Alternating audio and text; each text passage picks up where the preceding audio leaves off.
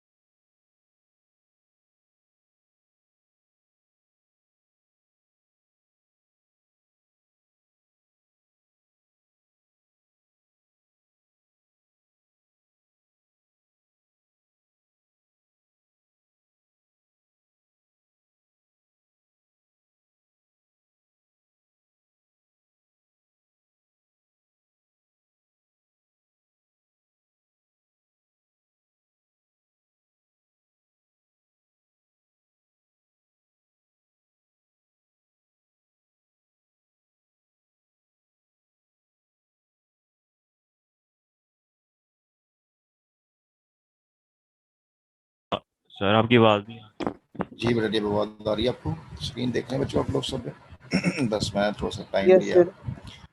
Thank you very much for giving me that time. तो बेटा ये आपके सामने स्क्रीन है। कल हमने काम किया जी आवाज बहुत कट रही है। और डिटेल से नहीं काम कर सके थे। ये वाली स्लाइड सर आवाज बहुत कट रही है। और ये वाली स्लाइड बहुत इंपॉर्टेंट स्लाइड। बस मेरा ख्याल है बच्चे को नेट का इशू चल रहा है, अभी ठीक हो जाएगी बस।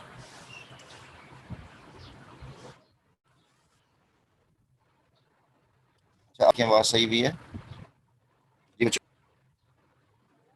आवाज़ यस सर। हेलो, आवाज़ आ जी रही है सर बेटा? अब आ रही है। आ रही। अच्छा बेटा, ये जी आपके सर अब सामने आ जो रही स्क्रीन है, ये बेटा जो स्क्रीन आपके सामने है ना, ये इंतहाई इम्पोर्टेंट टेक्निक्स हैं जिसमें आप जो है ना वो डिफ़िकल्ट जो डिफ़िकल्ट तो नहीं, अनफेमिलियर वर्ड्स को आप अंडरस्टैंड कर सकते हो। फॉर एग्जांपल बेटा ये देखो, ये लफ्ज़ एंड है ना, एंड, बट, एज और बी फॉर्म, ये सिग्नलिंग वर्ड्स हैं, ये सिग्नलिंग वर्ड्स हैं। जहाँ कहीं एंड लगा होगा, जहाँ कहीं बट लगा होगा, जहाँ एज लगा होगा, जहाँ बी फॉर्म से मुराद ये है कि इज़, एम, आर, वॉज पर लगा होगा, इसका मतलब ये है कि एंड से पहले और बाद वाले वर्ड सेम होंगे, बट में पहले और बाद वाले वर्ड उल्ट होंगे, और एज उस वर्ड को एक्सप्लेन कर रहा होगा, डिफाइन कर रहा होगा, और इस भी उस वर्ड को डिफाइन कर रहा होगा। ठीक होगी बात? अब आप देखें यहाँ पे क्या, he is innocent and naive. अब से पूछे कि ये नाइव्स का क्या मतलब है।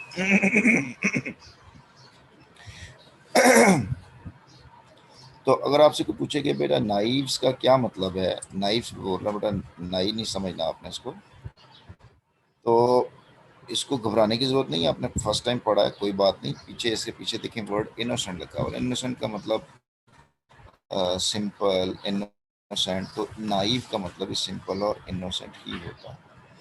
इस तरह से ये कैंडिड एंड फ्रैंक, अब कैंडिड का भी वही मतलब होगा जो फ्रैंक का मतलब होगा। इस तरह से ये ट्रेचरस एंड डिसीविंग, अगर आपको डिसीविंग का मतलब आता है, ट्रेचरस का नहीं आता, कोई बात नहीं, एंड जुड़े हुए हैं तो ये वाले वर्ड भी सेम ही होंगे। इस तरह से ये देखो, ये माइजर और लार्जेस्ट, अगर माइजर का मतलब आपको आता है और आगे बट लगा हुआ है तो बेटा लार्जेस्ट का मतलब ऑटोमेटिकली आपको आना चाहिए। क्यों? क्योंकि ये दोनों उल्ट होंगे। माइजर का मतलब अगर कंजूस है तो लार्जेस्ट का मतलब सखी हो जाएगा। इस तरह से ही is not my friend but a foe, अब देखें बट लगा हुआ है पीछे, इससे पहले वाला वर्ड फ्रेंड है और अगले वाला वर्ड फू है। तो अगर आपको फ्रेंड का मतलब आता है तो फू का मतलब भी आपको आ जाना चाहिए, तो खुद ब खुद आ जाएगा। ठीक हो गया जी। इस तरह से ये she is not careless but a meticulous lady, आपको मेटिकुलस का मतलब नहीं आता, कोई मसला नहीं है। बट लगा हुआ है, ये सिग्नल दे रहा है आपको कि भाई इससे पहले वर्ड केयरलेस है, तो केयरलेस का उल्ट क्या होगा? मेटिकुलस। Careless, meticulous. तो केयरलेस होता है जो परवाह नहीं करता, मेटिकुलस बहुत ज़्यादा परवाह करने वाले शख्स को कहते हैं। ठीक होगी बच्चों बात। यहाँ से आगे एज में देखें, the word as used to describe the purpose और क्वालिटी ऑफ समवन। अब एज जो है ना वो एक्सप्लेन करता है, डिफाइन करता है। देखो शी टॉयल्स, अब she toils as a labourer, उसने उतनी ही मेहनत की जितना कोई लेबर करता है। तो टॉयल का मतलब क्या होगा? मेहनत करना ही होगा, लेबर मेहनत करता है। इस तरह से एज टेसिटर्न बाय नेचर, तो she will not talk much. अब ये जो टॉक मच कौन होता है? जो बात नहीं करता, तो उसको क्या कहते हैं? टेसिटर्न कहते हैं। तो ये क्वाइट के मानों में आ जाएगा।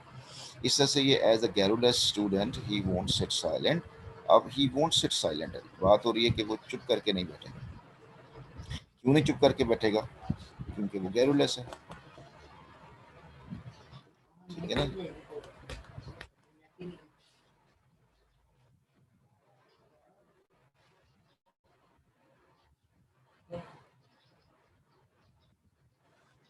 तो वो गैरुलस पर्सन है, वो गैरुलस पर्सन है। तो इसलिए गैरुलस पर्सन है कि ही वोंट सिट, सर वो खामोशी से नहीं बैठ सकता। तो जो खामोशी नहीं से नहीं बैठ सकता वो बातें करता है, तो गैरुलस का मतलब क्या होगा? टॉकेटिव होगा। तो this is how you can get the meaning. अब ये गैरुलस का मतलब टॉकेटिव होगा। अब हमने आपको इस, मैंने आपको जो टेक्निक बता रहा था ना बच्चों, बात यह है कि एक तो हमें पता मतलब पता चल जाता है कि भाई इसका मतलब टॉकेटिव है, लेकिन इससे ज़्यादा आगे मीनिंग को अंडरस्टैंड करना, इस तरह से मिलते जुलते वर्ड्स को अंडरस्टैंड करना, वो भी हमें टेक्निक बताऊंगा कि एकदम मुझे याद हो गया वर्ड तो मैंने उसको जहन में कैसे रखना। इस तरह ये स्टोइक है। अब स्टोइक जो होता है ना, वो हमें, मुझे नहीं पता स्टोइक का क्या मतलब, लेकिन आप देखिए सेंटेंस में क्या लिखा है, stoic is a person who remains indifferent to pain and pleasure. अब ये इस बता रहा है कि अगला सारा वर्ड जो है ना, ये वाला सारा, ये उसकी डेफिनेशन है। किसकी? स्टोइक की। तो स्टोइक कौन है? एक पर्सन है जिसके लिए पेन और प्लेजर एक जैसी होती है, कोई फर्क नहीं पड़ता उसको। और we need to be stoic most of the time, और हमें बड़ी ज़रूरत होती है कि हम स्टोइक बने। और ये बड़ी सिफ्त है जो आपके अंदर और हम सब के अंदर पैदा होनी चाहिए। इस तरह से लोग, ये मैंडेशियस है, मगर कोई भी मेरा नहीं ख्याल किसी बच्चे को मैंडेशियस का मतलब आता हो जो मेरी बात सुन रहा है। लेकिन कोई बात नहीं, सेंटेंस में आया तो आपको समझ लग जाएगा। मतलब mendacious is a deceitful dealings that is not liked by honest people। ईमानदार लोग इस तरह की डिसीटफुल को अंडरस्टैंड नहीं करते। मतलब मैंडेशियस का मतलब धोखा देने वाला।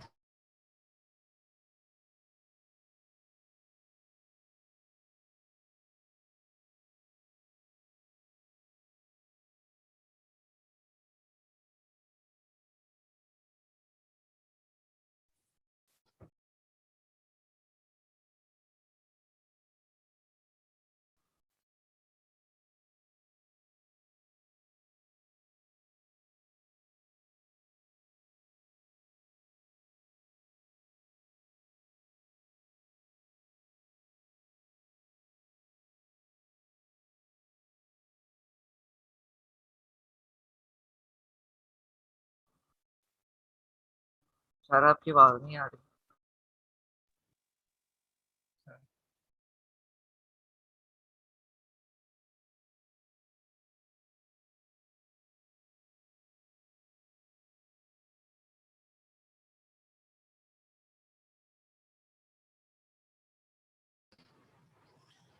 जी बेटा जी, आप देखें आवाज आ रही सही? Yes sir. जी सर।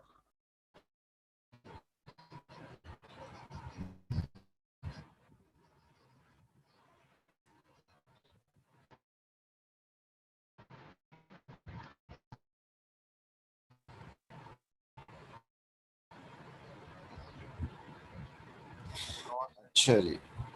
अब भाई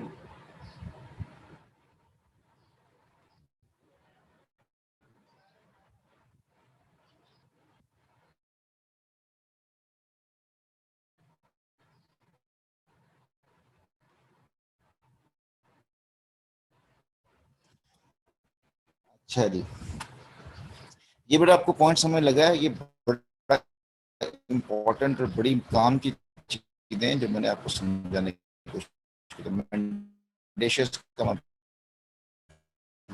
सर मैंने कहना था शीट फुल हो जाएगा। अब इसी तरह से ये जो है ना वो था वर्ड्स। अब ये मार्कर्स हैं, ये कौन से सिग्नलिंग मार्कर्स हैं? ये कॉमा हुआ, सेमीकोलन हुआ, कोलन हुआ, और ये डैश और ब्रैकेट में जो बेटा उस्मान का बोलो जी, को मीनिंग्स को अंडरस्टैंड कैसे?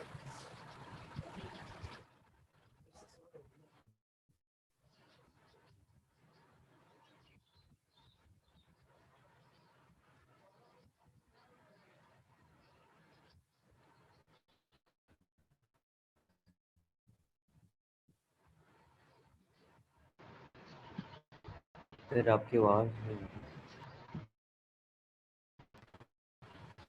यार आज ना मुझे लगता है कोई नेट का मसला है।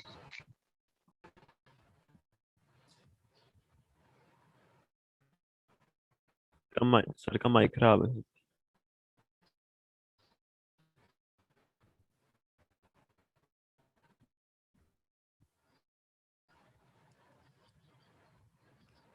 अच्छा ये आ रही है बेटा, ये आवाज शुरू हुई आपको? कॉमा आना शुरू हो गई आवाज बेटा? जी बेटा जी देखो आवाज आ रही है। अब्दुल्ला आपको मेरी आवाज आ रही है? यस अब्दुल्ला यस बिन सर। खालिद, अच्छा ठीक हो गया।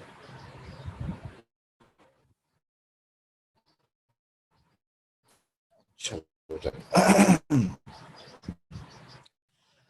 लो बेटा जी, यहाँ पे comma plays a vital role to guess the meanings of an unknown words of unknown word. लेकिन देखिए ये लफ्ज देखिए, ख्वाब में भी हमने ऐसे वर्ड नहीं पढ़े हुए। विसिसिट्यूड क्या होते हैं, हमारे वालिदैन को भी शायद इसका मतलब नहीं पता। ये विसिसिट्यूड हुआ, एक्वालंग हुआ, प्रिविलेजेस तो शायद आपको आता होगा। और ये जो लफ्ज हैं वोसिफरस है या अबोए है, और ये आपकी हमें आवाज वर्ड फिर नहीं चली गई आते, है। ये जनती वर्ड है, सीधे सीधे जनती वर्ड है। और यार क्या हो गया मेरी आवाज को? आ रही है सर। तो या हबीबी आ रही है? आ रही है सर, कभी कभी थोड़ी बहुत चलें डिस्टर्ब। चलें थोड़ा बहुत तो कुछ करते हैं ना। अच्छा जी, ये देखो विसिसिट्यूड का मतलब अगर आपको नहीं आता तो आपने कॉमा देखना है तो कहना वाह यार मीनिंग तो है आगे। क्या मीनिंग है? A variation in circumstances is a quite natural process. इसका मतलब है कि विसिसिट्यूड का मतलब होता है वेरिएशन इन सर्कमस्टांसेस। मतलब एक चीज डिफरेंट वेरिएशन के साथ आपके सामने आ रही है तो उसको कहते हैं विसिसिट्यूड ऑफ लाइफ। ठीक है ना? तो life is full of vicissitudes, तो मतलब जिंदगी में बहुत सी चीजें हमारे सामने आती हैं, तो दैट इज कॉल्ड विसिसिट्यूड। इस तरह से ये लफ्ज एक्वा लंग है। अब एक्वा का वर्ड ये प्रीफिक्स आपको मिलेगा वाटर, और लंग का यस सर। मतलब ड्रेस होता है। और अगर आपको नहीं भी आता तो आगे लिखा हुआ dress Warne by the diverse, तो ये एक्वा लंग हो जाएगा। ठीक है, इसी तरह से बेटा ये लफ्ज सेमी कॉलन है, joins two clauses of equal ranks है। जैसे we have paid our dues, एक क्लॉज हो गई, और we expect all the privileges listed in the contract. तो इसका मतलब है कि हमने चूंकि पेड ड्यूज कर ली हैं, तो पेड हमने अगर ड्यू सारे पेश किए हैं तो हमें एक्सपेक्ट करेंगे कि हमें क्या मिले जाए, प्रिविलेजेस दी जाए। तो उसका मतलब ये है कि उसका ड्यूज दिया जाए, उसको मुझे हक दिया जाए, उसकी जो मुराद हमें दी जाए। तो इस तरह से हम इनके मीनिंग को अंडरस्टैंड करते हैं। इस तरह से कॉलन जो है वो एक एक्सटेंशन ऑफ आइडिया होती है। गॉट व्हाट ही वर्कड, क्या मतलब प्रमोशन चाहता था वो। और there is only one thing left to do now, क्या चीज़ रह गई है? वो कन्फेस करना रह गया है। मतलब while you still have time, तो there is only one thing left to do, अब सिर्फ एक ही काम रह गया कि आप कन्फेस कर लें। तो कन्फेस का मतलब ये है कि अपनी बातों को एक्सेप्ट कर लें। इस तरह से ये लफ्ज़ वोसिफरस है, ये आपको सेमीकोलन या डैश लगा हुआ है। डैश बताता है an offensive loud voice stunned everybody, मतलब बहुत लाउड वॉइस को वोसिफरस कहते हैं। इससे ये ओबोए है, ये म्यूजिकल इंस्ट्रूमेंट है। तो मेरा बच्चा इन लफ्ज़ों मार्कर से, कोमा से, सेमीकोलन, कोलन, डैश और ब्रैकेट से आप मीनिंग्स को गेस कर सकते हैं। दीज आर द गेसिंग टूल्स दैट सर ये हेल्प यू टू सेमीकोलन का जरा अंडरस्टैंड दोबारा मीनिंग्स। बता दें। इसी तरह से हाँ जी बेटा, क्या बोल रहे हो? ये सेमीकोलन बोला ना, जरा दोबारा बता दें। सेमी कॉलन है ना बेटा, सेमी कॉलन दो क्लॉजेस को जोड़ता है आपस में, और दोनों क्लॉजेस एक दूसरे के ऊपर डिपेंडेंट नहीं कर रही होती बल्कि एक्सप्लेन कर रही होती हैं। जैसे we have paid our dues है ना, ये एक बात होगी। अब अगले उसने कहा we expect all the privileges of listed, तो हम चूंकि ड्यूज पेस कर चुके हैं, ड्यूज को पे हमने किया है, तो हम तवक्को कर रहे हैं कि हमें इसका क्या मिलेगा, प्रिविलेज मिलेगा। प्रिविलेज का मतलब उसका इस्तेकाक मिलेगा, उसका पे पैसे देने के बाद जो हमें मराहत मिलती है वो हमें मिलेगी। ठीक हो गया बच्चे, अब हम जरा इसकी प्रैक्टिस कर लेते हैं कि कितनी आपको समझ लगी है। अब मुझे बताएं कि ये आपके सामने एक स्टेट है, he always win the race because of his celerity and clarity. तो मुझे बताएं सेलैरिटी और अलैक्रिटी का क्या मतलब होगा।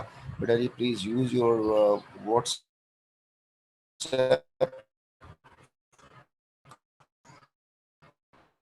एंड आंसर मी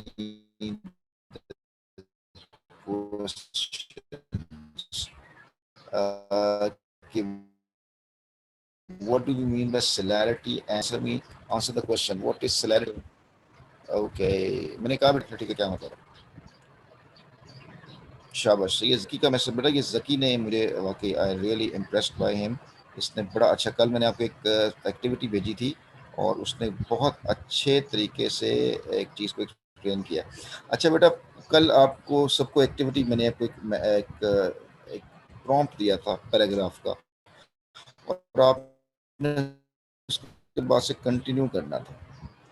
तो उसमें ये मुझे जकी का मैंने खोला है प्रॉम्प्ट, तो मैं जरा I want you to write the next. अच्छा ये था, shocked and confused I was unaware of how seriously I had been injured.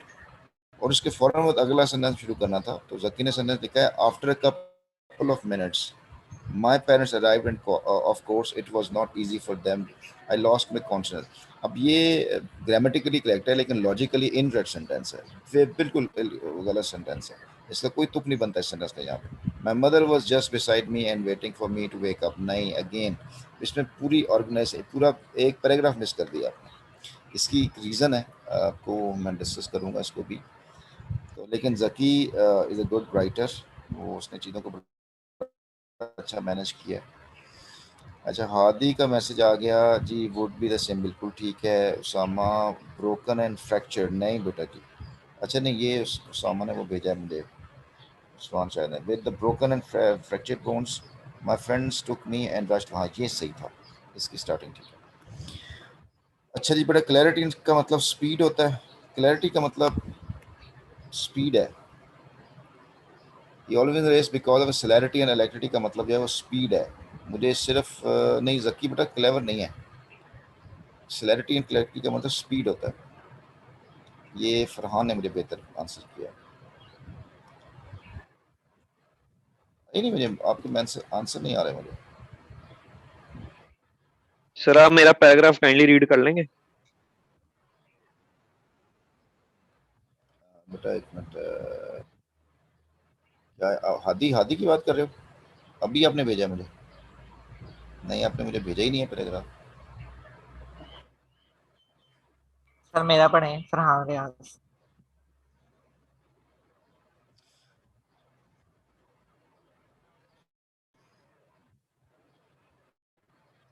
Cut रही है, चलें।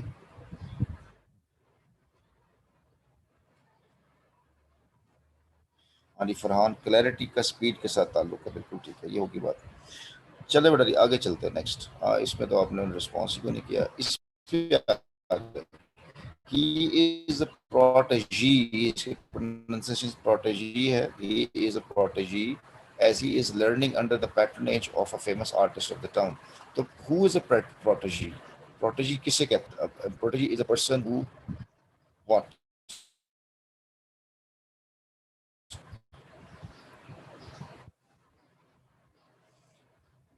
हाँ जी, शाबाश, शादी का आंसर बिल्कुल ठीक है। नाइव का भी आंसर ठीक हो सकता है, बिल्कुल ठीक है। सबा का स्प्री आ गया, बिल्कुल ठीक है। सबा बेटा आपने सही आंसर दिया। वर्किंग अंडर समवन, बिल्कुल ठीक है। जकिया बाबू का सही आंसर होगा। बच्चों सिर्फ 4 बच्चों के आंसर आ रहे हैं मुझे। अब आपकी जो जो फीडबैक होता है ना, आपका जो रिस्पॉन्स होता है वो टीचर को, लेकिन जब आगे से रिस्पॉन्स को नहीं आता तो फिर बंदा कहता था हमारा यार क्या पाना। हाँ सर बिल्कुल ठीक मेरा है। नहीं, चाइल्ड ठीक है, जीनियस चाइल्ड जीनियस नहीं होगा। इसका जो असल मीनिंग है ना, इसका बस, हाँ, इसका जो असल प्रोटेजी का मतलब होगा the person who is dependent upon someone, dependent upon someone, जो किसी पर डिपेंड करता है। मतलब protege is a learning under the patronage of a famous artist of the town. वो जो बड़े बड़े आर्टिस्ट के अंडर रहकर काम करता है, सीखता है, उसको प्रोटेजी कहते हैं। तो स्टूडेंट हो सकता है इसका मीनिंग, ठीक है। और वर्किंग अंडर समवन हो सकता है, और लर्नर्स हो सकता है, सोमोफोर हो सकता है, the one who works with dependency, जो दूसरे पर डिपेंड करता है सीखने के लिए। लॉरी बच्चों जी, 1 2 3 4 और 5 बच्चों के मेरे आंसर आ रहे हैं। बाकी बच्चे जी या तो मुझे सुन नहीं रहे या मुझे मुझे नजर से गिराया जा रहा है। दैट इज नॉट फेयर बच्चों। सर मैं डेली आंसर करता अच्छा हूँ, जी, लेकिन आज फोन की बैटरी उस्मान लो है। शाहिद ने मुझे वो जो पैसे मैंने कल भेजा था उसको कंटिन्यू किया है। अरे क्या कह रहे हो, क्या कह रहे हो हसान? सर फोन की बैटरी लो है तो इस वजह से आज आंसर नहीं कर पा रहा बस। अच्छा जी, उस्मान शाहिद ने पैराग्राफ का लिखा है विद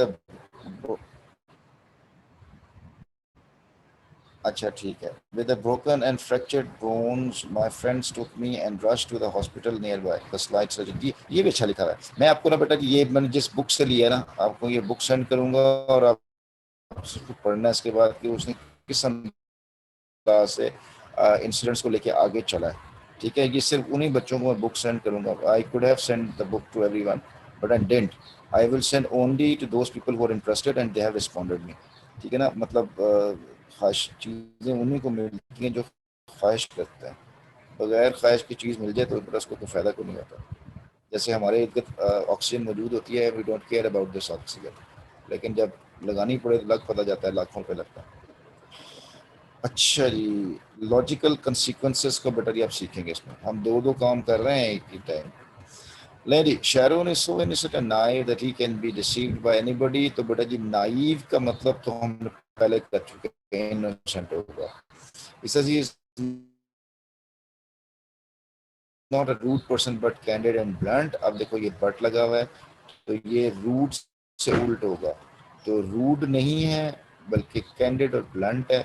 मतलब वो बद गुस्ताख नहीं है बल्कि एक सीधी सीधी बात करने वाला है। टू टू द पॉइंट बात की है उसने। ठीक है, तो रूड का उल्ट जो है ना, वो रूड का उल्ट तो प्लेजेंट होता है, लेकिन ये प्लेजेंट इसमें उस सेंस बन नहीं रही है, बल्कि आप मत समझें बदतमीज नहीं है, वो सीधी सीधी बात करने वाला शख्स है। इस तरह से Spanish inquisition is a religious code of law was once very powerful in Spain। आपसे कोई पूछे कि इंक्विजिशन का मतलब होता है पूछने वाला सवाल, बता तो रहा है कि ये रिलीजियस कोड है, तो इसका आंसर रिलीजियस कोड हो। ठीक है जी। तो ये बेटा जी वोकैबुलरी के वाले से कुछ पॉइंट्स है जो मैंने आपसे डिस्कस किए। it has been very valuable।